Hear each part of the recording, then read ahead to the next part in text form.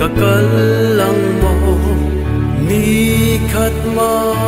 arong bolo vin enge ka pikta kang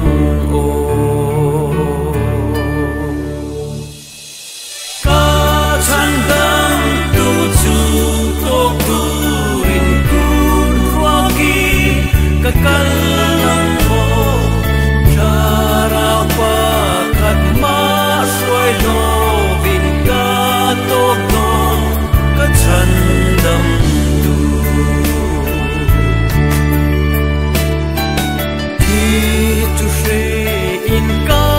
lungai lo chandam tu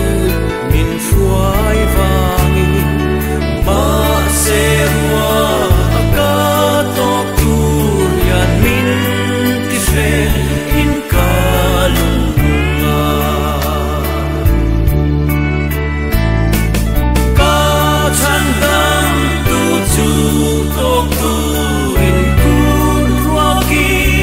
kakalang mo chara pa khat ma soi lo vin ka tok to ka chandam tu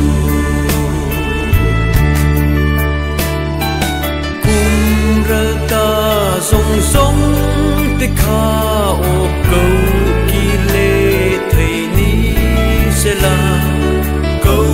ki rin chandam tu ka pe to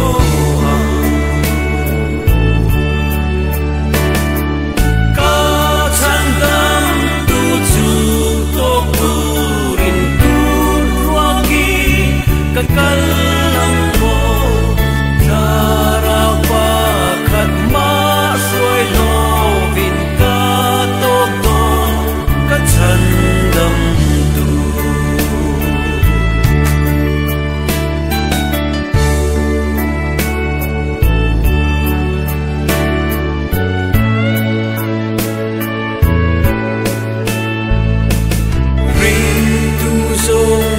te